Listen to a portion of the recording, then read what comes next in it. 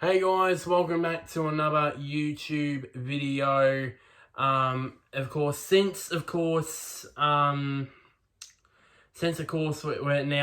now as I'm recording this under 24 hours away from the 2022 Toyota AFL Grand Final.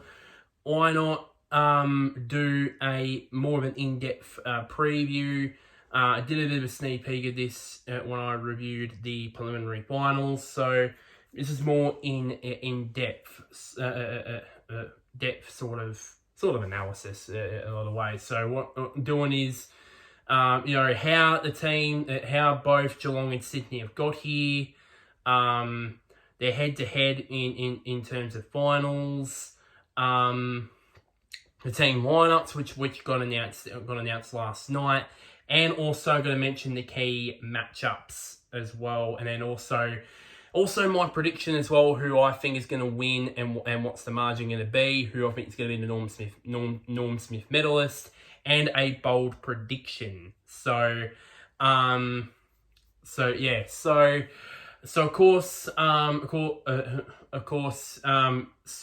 firstly get to Geelong and how they got to this stage. So they have been, of course, the form team of the competition. Of course, they've been minor premiers. They're aiming on tomorrow for their 16th consecutive win, which I can't remember the last time. I think from what I remember, I think it was Brisbane in 2001 was the last time that they won. The premiership team has won 16 in a row. There's been sides that have gone into grand finals with massive winning streaks. I remember St Kilda in '97 when it went into the '97 grand final and won, 13 in a row, and they lost to Adelaide in the grand final that year. They're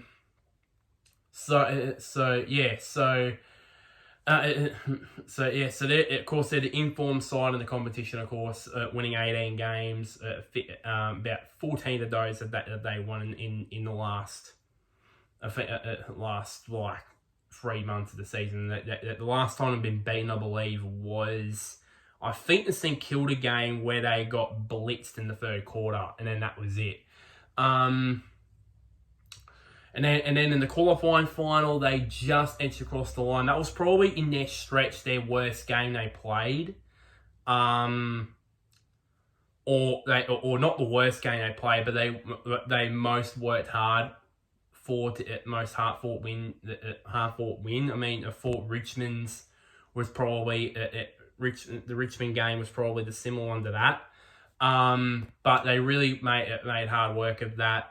Of course, Gary Rowan, of course, the match winner himself. Then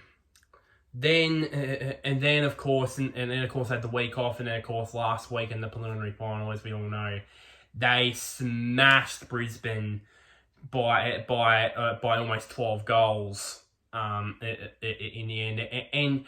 And also, one thing also I want to mention, I forgot to mention this in the review of the preliminary final, but I'm going to mention this here. How canny was the comparison? Nobody's talking about this.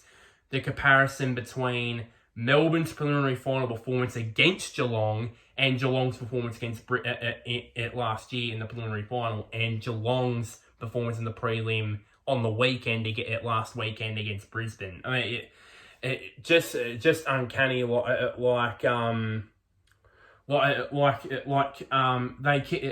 the first quarter, Geelong on the weekend last weekend kicked four goals compared to the 5 that was kicked by Melbourne last year in the preliminary final in Perth. It was just basically the same thing for it in the middle, and it's almost basically the same pretty much, but in terms of their scores, it's a bit different. On the other hand, in terms of the scores conceded quarter by quarter between the performances between Melbourne in 2021 and Geelong in 2022. The margins, the margin at half time between the two sides in between the two preliminary finals from last year and this was eerily similar. I mean, Melbourne went into it last year with a 29-point lead. Geelong with a 5-goal lead, and how ironically it was the third quarter that basically won it for both sides. I mean, Melbourne kept Geelong to only the 1 point last year, where they kicked 8 goals themselves, while Geelong kicked 7 goals themselves. And at three-quarter time, the margin was really similar, and was close. It was close to similar, or not close to similar, but close as well. And then obviously, yeah. So you know what I mean. So it's scary how Geelong has learnt from from their performance in the preliminary final last year, and I'm going to be honest with you guys. Pre-season, I thought this was that this year is their last opportunity, because obviously, of course, you got Selwood, Hawkins, Dangerfield. They're not getting any younger. Those type of players, they're heading in their 30s. A lot of players are in their 30s, by the way. I thought this was their last chance for a flag, and it looks like and they've reached the grand final. So you ever know. They might lose and all that, but then like all sides that have not old players, but veterans, experienced players in their side. They don't have many that much young players in there. I know there's Sam De Koning, which I'll talk about later on. There's Guthrie, there's Zach Guthrie in there as well. There's Max Holmes as well. So those young players are getting starts in the best 22, but there's not a lot of young players in there, and that's why I believe that they're going to get Tanner Bruin in the trade period because of him being 20 years of age, and of course he's a Geelong Falcons product, so a bit of a win-win there for Geelong on that front. Sydney on the other hand, they've been different. Obviously, they finished third on the ladder. They've also getting into this on a winning streak. I actually can't remember actually two teams that are on winning streaks. I know Geelong are on a streak of like 15 wins in a row. I think Sydney are on a streak of like 7 or 8 in a row, I think, or something like that, 7 or 8 wins in a row, which is big. It means that we've got the right two teams for this grand final, in my opinion. So they got 16 wins this year. And then the qualifying final, that it was tight for 3 quarters against Melbourne, but then and then Sydney just put the foot on the gas in the last quarter and ran away with it by 22 points in another good game.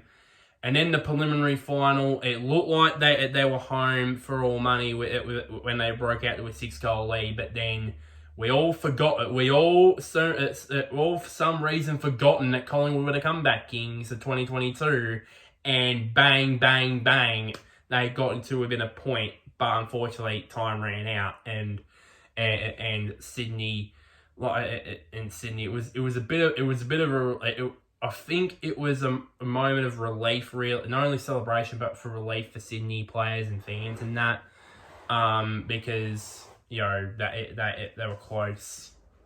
I mean, like John Longmire, probably he would have been at the same time probably been happy about making through to the grand final, but at the same time probably be disappointed that they almost let that lead slip, almost let that 6-goal lead slip against Collingwood. So so hopefully that horse gets them up at about. Hopefully says, let's get that out of our systems and enjoy grand final day as well. So they're both very well in home race season. It was very different, but their road in terms of finals has been pretty similar. I mean they've both versus Collingwood in tight ones. And they have been in games where they've deserved to win. Ultimately, of course, the qualifying final for Sydney and the preliminary final for Geelong. So that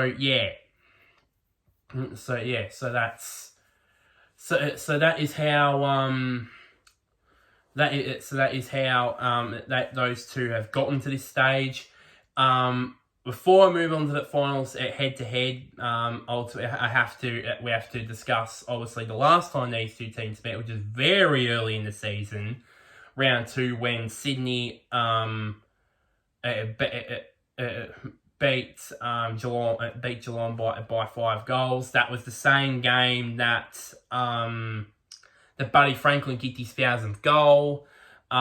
Which was a great day, and obviously Buddy with the announcement that he's going to go on for another year.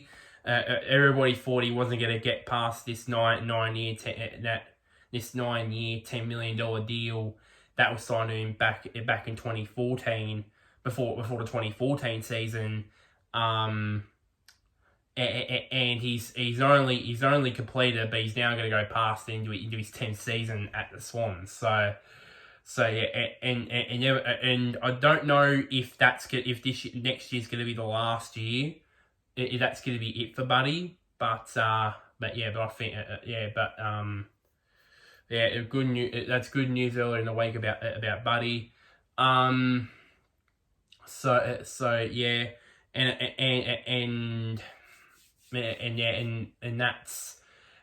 that was a part of the season where Geelong were not as dominant as they. I know that they came off of smashing Essendon in round 1, but they weren't as good as they are now.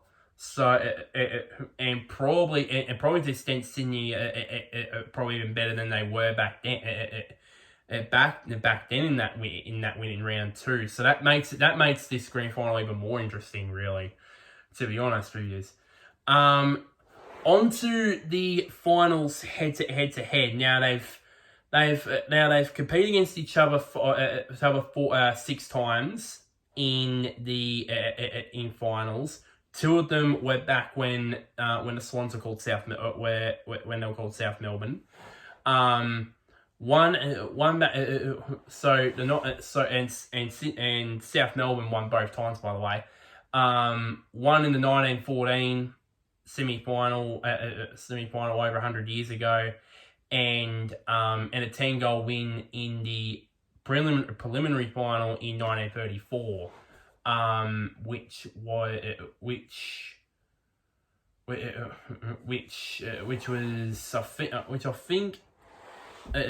think it was the previous year. 1933 was their last one before the 05 premiership. But of course, I had a bit of a memory fade, a memory blank there. And then in these modern days, they've met 3 times in finals, twice in the semi-final, and once in the preliminary final in 2016. The other 2 times in 05 and 2017. But this is the very first time that these 2 sides are meeting in a grand final, which is great. Obviously the 05 semi-final, we all know the heroics of Nick Davis in that game. 2016 preliminary final, the game was pretty much over at quarter time, and the same too with the 2017 semi-final. Of course, when Geelong dispatched them by 10 goals in the end of that game. So altogether between the South Melbourne and Sydney thing, it's been 4-1 in finals, advantage to Sydney / South Melbourne. Could it be 5-1, or could Geelong tighten the ledger? You never know with that as well. Never know with that. So yeah. Moving on to the team lineups. For each side, for each of these sides. So I'm naming the lineups here. For starters, spoiler alert: if anybody that's been watching this hasn't even seen the starting lineups yet, probably they haven't. But probably if there is, sorry for spoiler alert here. So from the back line, you got Collar Jazz, you got Jake, I think Jake Collar Jasny. I always get mixed up with Collar Jasny's. Sam De Koning and Jed Buse on the full back line. On the half back line, you got Mitch Duncan, Tom Stewart, and Jack Henry. In the centers, you got Mark Blitzarves, Joel Selwood, and Zach Tui. In the half forward line, you've got Close, Jeremy Cameron, and Isaac Smith. And then in the full forward line, you got deep forward line. You got Tyson Stengel, Tom Hawkins, and the Iceman himself, Gary Rowan. For followers, you got Reece Stanley in the ruck, and then also the other followers you got Patrick Dangerfield and Cameron Guthrie. On the interchange bench, you got Max Holmes, who is playing. There was some doubts after he did his hamstring in the preliminary final, but I assume he's passed all the fitness tests and he's going to be right to play tomorrow. Tom Atkins, Graham Naz, and the other Guthrie in Zach. And the medical sub, it's not been announced as of yet, but I'd assume Mark O'Connor will be the medical sub. That it will be the medical sub because ultimately he was the medical sub last week. So it's only assumed that he will be the medical sub out there for Geelong. Other than Mark O'Connor potentially going out maybe as the medical sub, no other changes for Geelong after the preliminary final win. Sydney's lineup, from the back line, you got Ollie Florent, Tom McCartan, and Dane Rampy. In the half back line, you got Nick Blakey, Paddy McCartan. What a story he's been this year! Unbelievable! What an unbelievable story he's been. From his career potentially being over to now going to be running out on grand final day. It's just unbelievable story. And then Jake Lloyd. In the centers, you got Callum Mills, Chad Warner, and Justin McInerney. In the half forward line, you got Isaac Heaney, Sam Reid, who is been named in the side, but you never know. With his when he tweaked his abductor in the preliminary final against Collingwood. You never know. He probably might be a laid out. You never know with that. He might be a laid out tomorrow. You just never know. And Will Haywood as well on the half forward line. And deep forward, you've got Tom Papley, Buddy Franklin, and Errol Goulden. For followers, you've got Tom Hickey. What a story he's been also. It's his fourth AFL club now. And now he's back. Now he's at a grand final. What a story he's been. Then you got Rowbottom, and then you got Luke Parker. And on the interchange bench, you got McLean, Stevens, Clark, and Fox. With the medical sub, potentially might be Braden Campbell. As I said, with the same with Mark O'Connor, he was the medical sub last week, so ironically he could be in there as well. So, only one change to this side. this side from last week. Hayden McLean is in, and unfortunately Logan McDonald is the one that missed out. Apparently he hasn't performed that well in this final series, so I think it was probably a no-brainer really to swap him out and to omit him from the side really. So that's all. That's the lineups. And now moving to the key matchups. Now the first one I want to mention is four clear ones I've got down. I've got down here. And that is the McCartan brothers versus Cameron and Hawkins. That is going to be big. Now, the last time these two teams played, as I said earlier, back in round 2, Hawkins was kept to only one goal too, while Jeremy Cameron was only restricted to 3 behinds. Now I know that McCartan and that both Tom and Paddy McCartan didn't play on them that night, but it's important really because they can be stopped. That if the McCartan brothers are on their game, then they can potentially stop Hawkins and Cameron.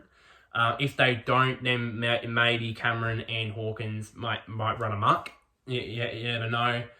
With that, but I have full confidence in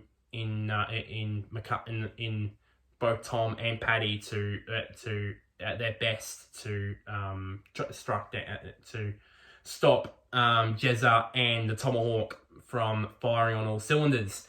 Next up was the matchup that everybody's been talking about. Everybody's been talking about this, and that is Tom de Koning and Buddy Franklin. The old bull, the old fox, the old smart, the old man himself. I don't know if you could call him an old man. Old man, he's not that old, but still, the veteran key forward. The guys kicked 1,000 goals in his whole career, and the man's going around next year versus the young kid the star who is a future star, or he is already a star in the competition in the key backs, in terms of key backs. That is going to be very interesting. Now, Franklin, the only problem I have with de Koning is he's probably, with his height and his weight, probably would be susceptible if it's one-on-one. Franklin might just ragdoll him out of the way and then bang, take the mark. Take the mark. Sometimes that will. It's not like it's not going to happen. It will happen at some stage in the game. Some stage in the game it will happen. That Franklin will try and use his strength and his weight to really to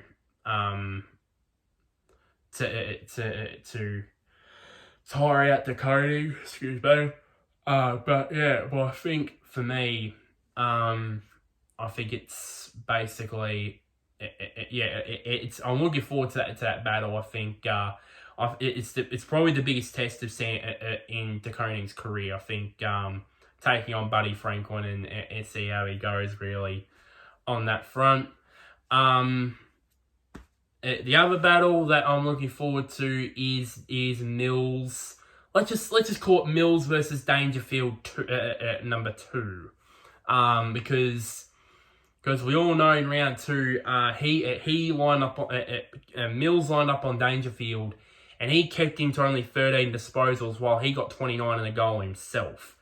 And I know that it says here they're lined up on different players according to the team lineups, but I won't be surprised that at one stage if Dangerfield does run a mark early in the game, then Horse decides, Mills, you're on danger.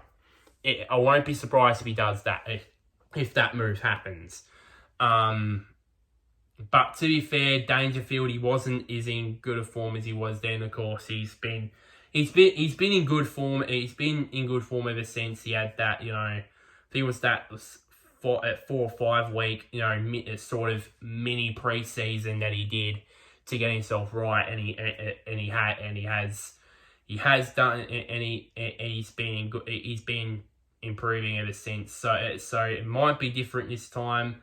But I think Mills, you got to back Mills in against Dangerfield because of what happened in round 2, really. So yeah, and then the final matchup is Selwood and Parker. I mean that's going to be a massive matchup. I mean, these two, not only in terms of matchups on field, but they're probably the two of the best sledges in the game.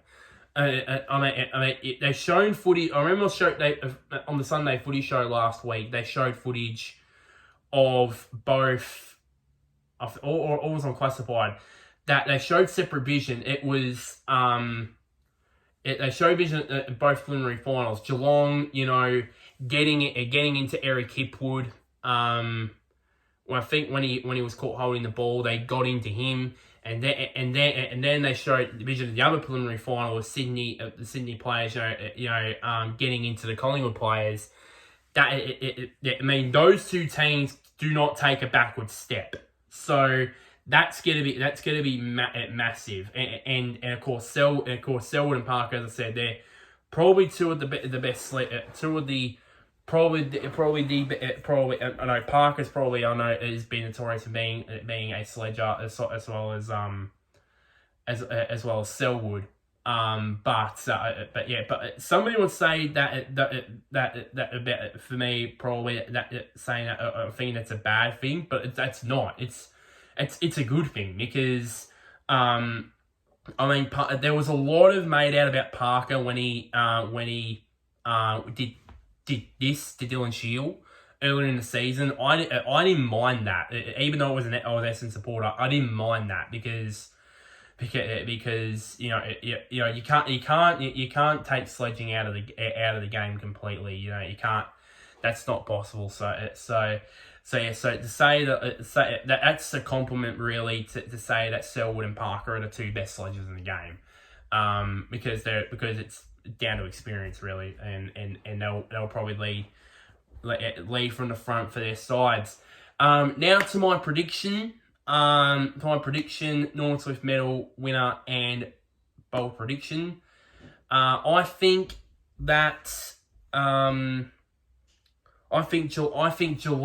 Geelong will win in a tight one. I think they'll win this one by 2 points. By 2 points, or maybe 1 point, but I've got 2 points. Norm Smith, the winner of my tip to win the Norm Smith medal.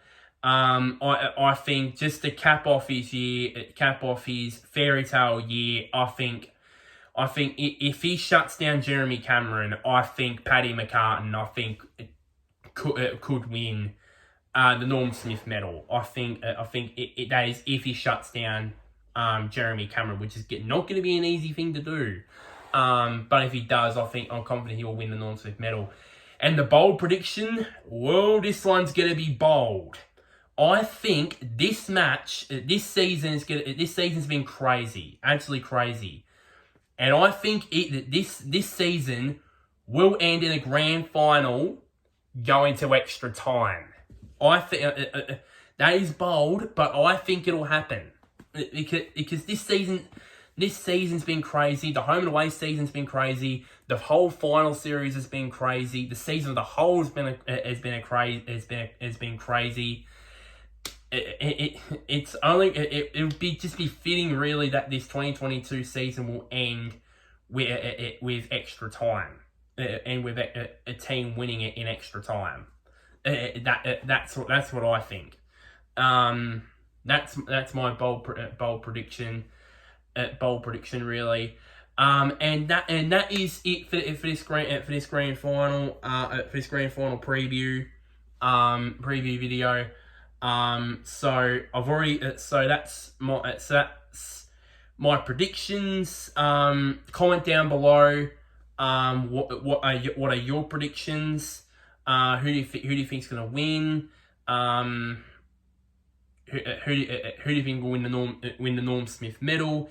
And also, what do you have a bold prediction? Do you think that this player's going to kick 5 goals? This player's going to kick it.